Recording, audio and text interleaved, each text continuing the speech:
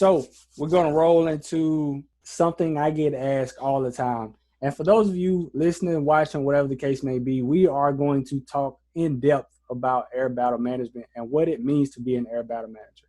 So with that being said, sir, what is an air battle manager? So my answer would depend on who my audience is. So if it was a civilian that I was talking to, I would give them the simplest answer that I could, which is essentially I find and ID targets and I put the forces together to go and kill them as expeditiously as possible.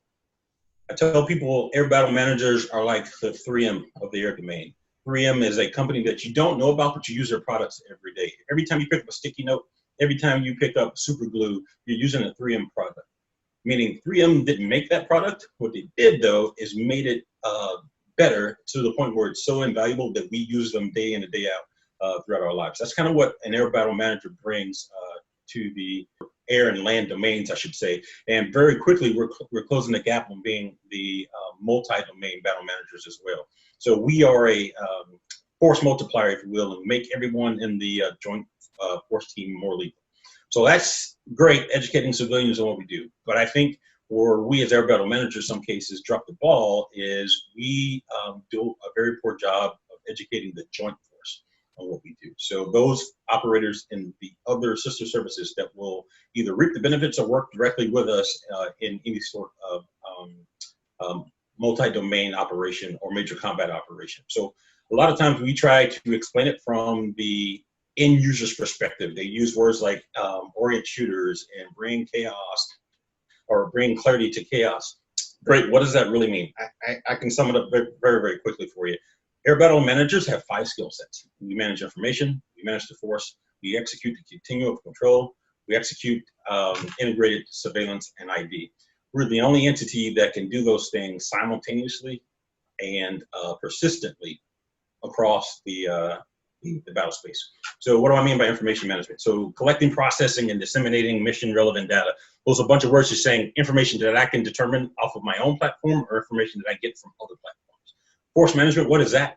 So force management is, that iterative process of planning for force accountability, packaging, and positioning, and resource management. All that really means is fuel, weapons, and sensors. My fuel, my weapons, my sensors, your fuel, your weapons, and your sensors. I wrap that up with that information that I get, and then I make some sort of tactical operation action through the continuum of control. The continuum of control simply means close control all the way to broadcast control, right? I can give you a heading, altitude, or vector, or I can give you pieces of information that allows you to go and now make that target go away as soon as effectively possible. And then finally, the integrated surveillance and ID. So the fusion of organic and remote sensors coupled with ROE to build a common operational picture. A bunch of words that simply says, I take my information organically, and I take your information, you being a fighter, bomber, tanker, AOC, and I take that information remotely, and I fuse that together, and I create a common and, more importantly, accurate operational picture. So today, as air battle managers, we can do that pretty effectively across the air domain, in some cases the land domain, speaking about the integration with the Army and our JSTARS brethren.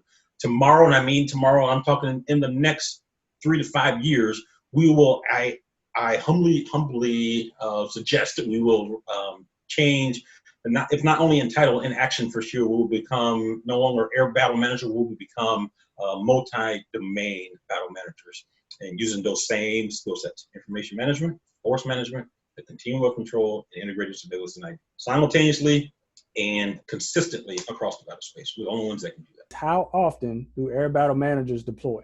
And I try to tell people, hey, it really just depends, but they don't want to take my word for it. Perfect answer, right? It really does depend.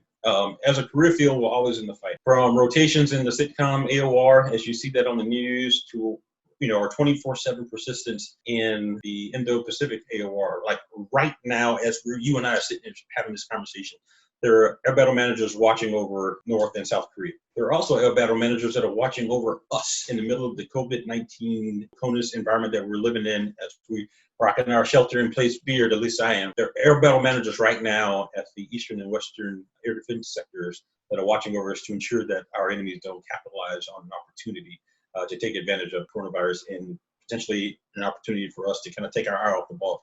So you're right. The answer is it absolutely depends, but just know that there is not a AOR on the globe right now where air battle managers are not present and persistent in our capabilities.